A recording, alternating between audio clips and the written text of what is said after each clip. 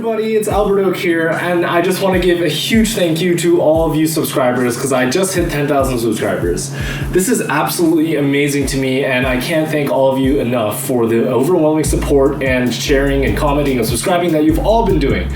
It's really means a lot to me because when I first started making these videos, it was honestly just for myself. I just enjoyed making these videos. I wouldn't care if I had 1 subscriber or 1 million subscribers. I would still be making videos just mainly because I enjoy it. So for every question I answer, I will be doing a pull-up, but I will not be hanging on the bar the entire time. So to start off these questions, we're gonna go with Instagram questions. When will we see vids of you breaking beta? Well, I actually really love breaking beta, and it's pretty much the inspiration of why I started making beta break series. I love breaking beta, and once the gym's open, you'll definitely be seeing clips of me breaking beta or trying to figure ways out to do that. Are you gonna forget us little guys? And absolutely no. This comes from a good friend of mine, and I really appreciate the advice that she gave me during the time when I was trying to figure out what I want to do with my future. And everyone at Dallas and from the UTD crew, I still remember all of you. Feel free to hit me up if you come through Colorado, and I look forward to climbing with all of you again. You say on the first video you made for over a year. What made you release it? Well, that's really interesting. So actually, when I first made the first episode of Beta Break about Kyo Noguchi, I made it on a really bad computer. I'll post a picture about it over here. And I sat on that video for almost a year. I hadn't released it. It was just sitting on my files. And when the quarantine hit in around January, pretty much around my birthday on the 10th, I decided I got nothing to lose, right? I might as well just start releasing these videos and see what people get. And that first video had a bit of controversy, and it was kind of good, kind of daunting, but people seemed to like it, and it got a lot of views, and I just kept on going from there. Liquid, dry, or ball chalk?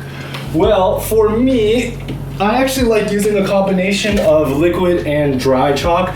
I don't really use ball chalk, although when I was setting a little bit, I did use it to pat holds, but outside that, I don't really use ball chalk. Tips on becoming a climbing YouTuber. Well, since my YouTube growth kind of just happened, I don't really have many tips on becoming a climbing YouTuber or a good YouTuber in general. I think the best thing I could say is just make content that you like making. And if it's good and you put a lot of effort into it, people will see it, hopefully. And always accept tips and help, because I know in the past videos, my audio levels have been messed up, and I'm still trying to work on it. And I have a new microphone and pretty much upgraded my equipment slowly. But yeah, take feedback and just make content you're passionate about. How to break through the 6C limit without a coach. Campus, shredding, I'm stuck. Well, Sarah, 6C for all of us American viewers is about like what, V5? I think when you're at V5, a big thing that you're probably lacking is just like raw finger strength as well as raw pulling power.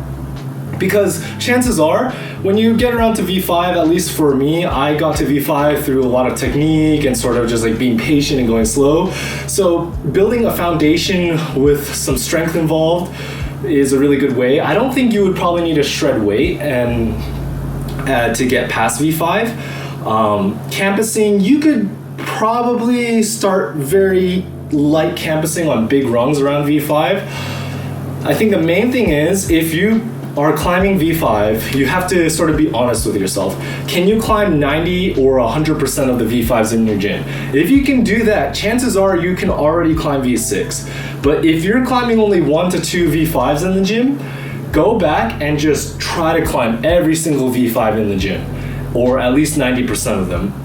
And then once you do that and get enough skill set of broadened sort of body movements and technique, then you'll probably end up just automatically going into V6. Obviously, doing core pull-ups and finger hangboarding exercises is going to help you at pretty much most stages of climbing. But yeah, I think building a foundation is going to be really impactful. Where and when did you start climbing indoor and outdoors? Well, I started climbing indoors in Dallas around the end of 2014.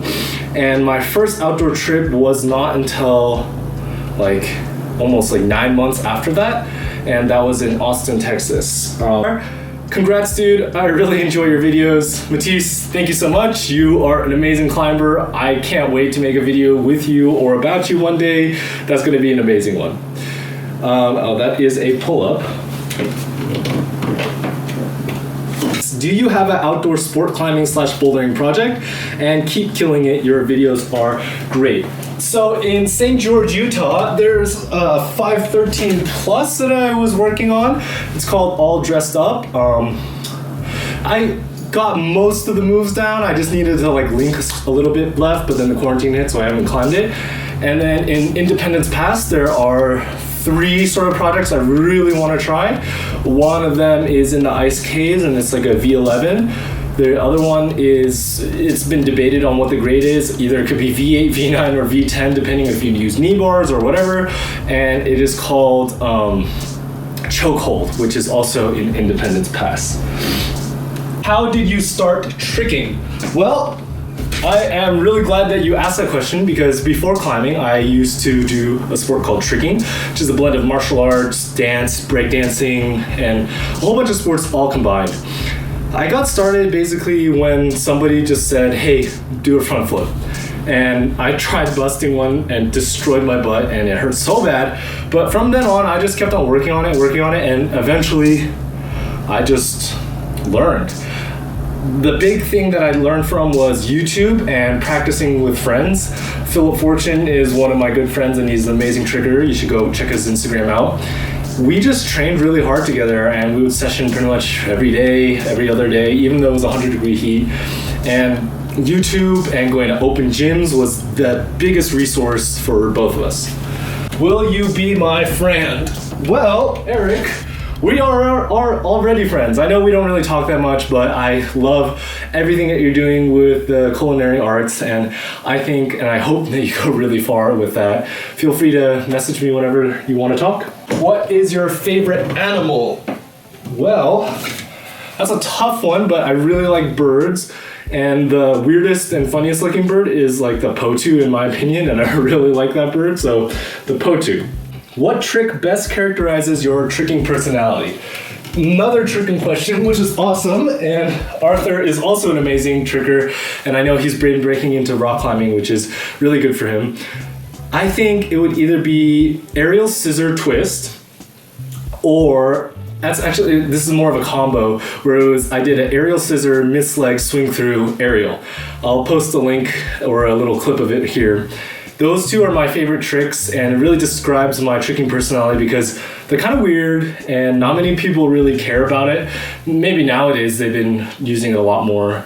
Also, aerial switch. I really like these rare technical moves because I'm not exactly the most powerful person, so raw twisting and raw flipping wasn't exactly for me.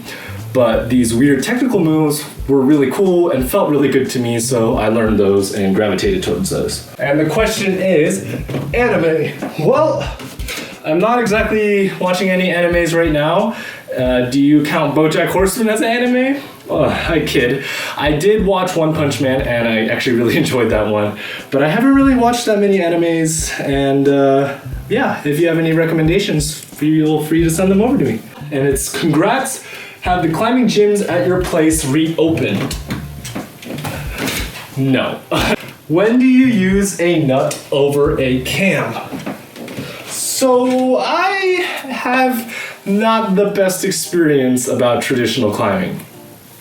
I actually only just recently learned how to do a perfect hand crack, so about a number 2 and a number 3. But, you know, I'm gonna eventually try to learn it more and more, and it would be very exciting for me to try to push some grades in the trad climbing world, because I don't even know if I can climb 5.6 in the trad climbing world, which will be exciting for me to test myself on.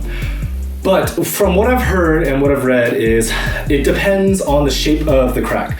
So if most cracks, if they look like this and they taper inwards away from you, then you're gonna use a cam, or if they obviously flare out. But if the crack sort of looks like a V, you can't really put a cam in there because it's too irregular of a shape. So that's when you would put a nut. And don't 100% take my word on that. Definitely fact check me and ask other people because they'll probably know better than me.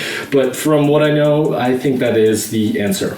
What is your favorite style of boulder? Well, I love comp style, if you can't tell from the theme of this channel, and I love dynamic moves like that. What grade do you usually boulder / top rope? When I go to the gym, it depends on which indoor gym I'm going to, but usually I can do V8 in a few attempts, depending on the style of the boulder. And then like I can work on V9, V10, indoor grades. Outdoors, I've done V8. I haven't really projected that much outdoors, so I haven't had an opportunity to push myself on grades. And top rope, that depends on the gym. Most gyms don't really set top ropes harder than 13A. That's what I've usually seen, so I guess it depends on the gym. So maybe 13A. Tell the gyms to reopen. Well, Anton, I did try doing this. Unfortunately, they didn't listen, and the world didn't listen, and the virus didn't listen, so we're still stuck here waiting. How long did it take you until you did your first 7B or V8?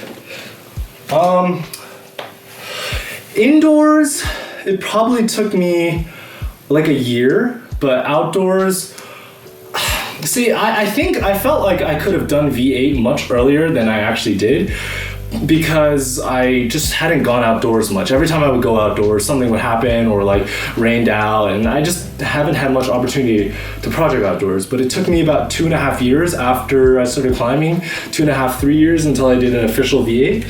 So yeah, there's that. Do you miss Team Summit? Because I know I do. Yes, I used to coach this team in Texas called Team Summit, and sometimes I miss it, sometimes I don't. There was definitely times when I don't miss it, when all the kids were going crazy, but there are times when I miss it where I got to enjoy watching youth climbers really develop and grow in personality and climbing, which was really cool. No questions, just congratulations. Can't wait to rope up. I cannot wait to rope up either. Once the gyms are open, let's go hit some Denver gyms. How did you discover climbing? Well, that's an interesting story because actually a friend from one of my math classes introduced me to climbing, took me, and I literally couldn't even do a V0 on the first day. And it took me almost a month to do project 1 V0 before I was able to do it, which is absolutely crazy that I've even been able to get past that, and I wasn't discouraged, and I'm glad I stuck with climbing. When you go climbing, do you do climbing workouts or just project? If you do workouts, which ones are your favorite? Well, I typically try to split up days where I just go to the gym and there's a moon board at the gym, which I like to project on, and I'll just like project the entire day and just take it slow. And then there's other days where I'll do workouts such as like 4x4, Spanish workout. Definitely hangboarding is by far the most like rudimentary exercise for climbers, and I really enjoy hangboarding, and specifically one-arm hangboarding has become my new obsession. Go check out Chris Wood Parsons' tutorial on that, and I really enjoy that program. Aside that, I try to do core every day, or if I don't, then I'll do double core the next day. That's definitely a lie. I slack off on core all the time. But yeah, those are pretty much my favorite workouts and what I do. What's the best thing you have gotten out of climbing? Well, passion. I think passion is one of the best things I've gotten out of climbing. I really like to expand my horizons. You know, I do a lot of things. I do tricking, I skateboard, I used to do track, I play chess, I do a lot of things, but climbing has given me a lot of passion in one thing that I could focus on. And as a result, I created this channel, and a lot of my recent career and jobs have been surrounded around climbing, which is really cool for me. When you're famous, can I work with you? Kind of piggybacking off of the other question, if I do become, by this public definition, famous, of course, we can work together. I would love to make videos with pretty much anyone. So if you know anyone that wants to collab or make videos with, feel free to hit me up. I'm always open to anything. Sweet. Great to see your success, Beast. I'm super interested in mental training for climbers. We're always training hard the body, but not much the psychological aspect of our sport. I'd love to hear more about your perspective on mindset, and if you have some coaches to mention, it'd be great too. Thanks for all the psych and great vids. See you around and keep crushing. This is a really good question, and I really like this. So psychological training, I think, is extremely important. If you've noticed, I'm going to just use him as an example because he's worked on it and has really improved on it. Adam Ondra, when he was younger, he used to get mad during comps and like throw tantrums and like wear his emotions on his sleeve. But recently he's been calming down and like really trying to focus on himself and just the climbing in general to when he's in competitions, and hold the emotions until you get back to the hotel room. And I think it's helped him improve a lot, and he's been looking really good recently. I think tilt is a thing that a lot of climbers experience. You just get frustrated, so you just keep on making mistake, and it just builds on each other. There is a podcast and a sports psychologist called Weldon Green, and he deals with esports a lot. And in esports, tilt is by far like a bigger, astronomically worse than in climbing, because the games are like 30 minutes each, whereas climbing, it's like a several hour session, and you can make 1,000 mistakes in 30 minutes, whereas it's slower down in climbing. So he deals with a more extreme case than climbers would. And he really talks about being mindful, and he has a whole entire training program about mindfulness. And I took about a month or 2 months on working on mindfulness, and it really helped me do so much better. In fact, it was one of the reasons why I attribute it to one of my first local comp wins, which was really exciting for me. So I think checking out him would be really good for the psychological areas. Really enjoying all your videos so far, and I find them entertaining and informational. My question would be, how long does it take you on average to create a video?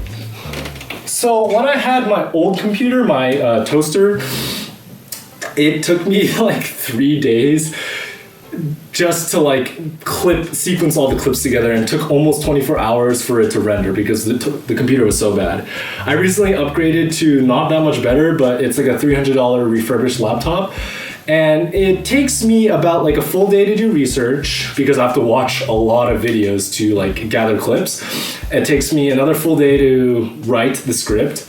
I wouldn't really say it's like a full day, maybe it's like 2 to 3 hours. And then editing, actually I've gotten pretty fast at editing, and that takes me about 6 hours, depending, give or take. Honestly, I've done videos short as like in 3 hours, and the total time for everything where I have to like make thumbnails and stuff, so maybe 3 to 4 days. Like a video like this obviously would take a lot shorter of a time because I don't really have to edit that much. But yeah, I hopefully will be upgrading my equipment soon and be able to pump out videos faster.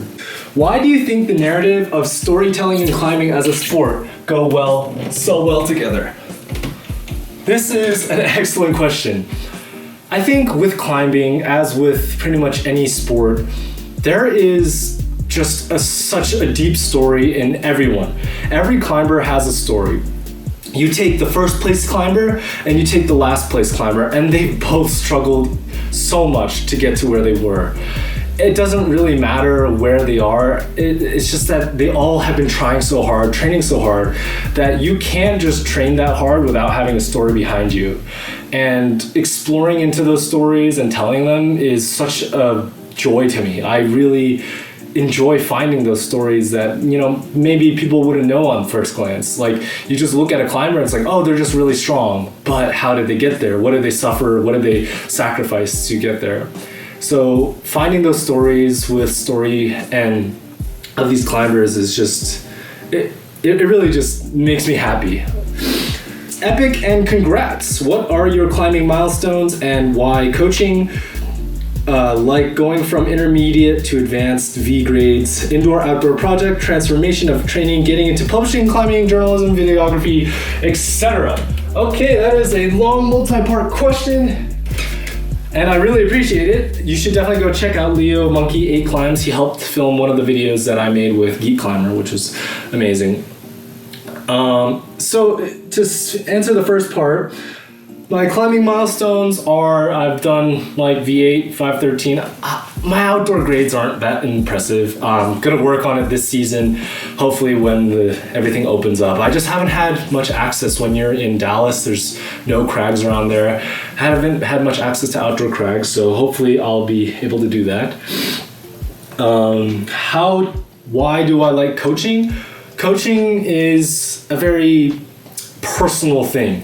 You get to learn who the climber is. You aren't just like barking orders. That's just an instructor and like, I don't know. It's not really coaching. It's just telling someone to do something.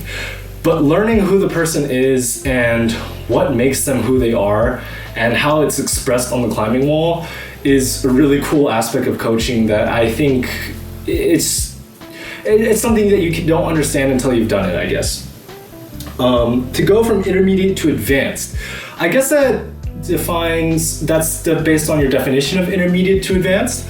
So I think I'm like a slightly above intermediate climber because, there's people that are doing double my grades. There's people doing V16. So I don't know. I think I'm intermediate, but some people think advanced is a different definition. And I think it all depends on what your goals are. So if you want to get better at overhang and get better at finger strength, then you just have to hangboard more. And basically the idea of going from intermediate to advanced, whatever your definition is pinpointing your weaknesses, working on them, and strengthening what you're already good at. Indoor outdoor project, I already mentioned that. Transformation of training, getting into publishing, climbing, journalism, videography. So I actually started training rigorously only like a year and a half ago, maybe 2 years, and that really changed my life. I'll definitely make a long form video about that. Getting into climbing was from a friend. Journalism, I guess this is kind of journalism, and I don't know, I just felt like doing it one day and so I did. Videography, I've been making videos since back in high school. I have actually second channel of just me doing tricking videos, and you can tell that I went from like Windows Movie Maker to Adobe Premiere now, and I've come a long way from what I used to be. So I've never had formal training in videography, editing, filming, or anything. I just watch YouTube videos and just try to learn from every movie, TV show, and video I watch. What is your favorite type of climbing hold, and do you prefer static or dynamic movement? Ooh, my favorite type of climbing hold for sure is pinch. I love pinches, and that's really hard. I guess I would say dynamic movement, but that's so stereotypical because static movement also has its own beauty. Like on a slab wall, when you're static, I just love that. But on an overhang wall, I love just cutting feet and just dynoing to big moves. So I like both, honestly.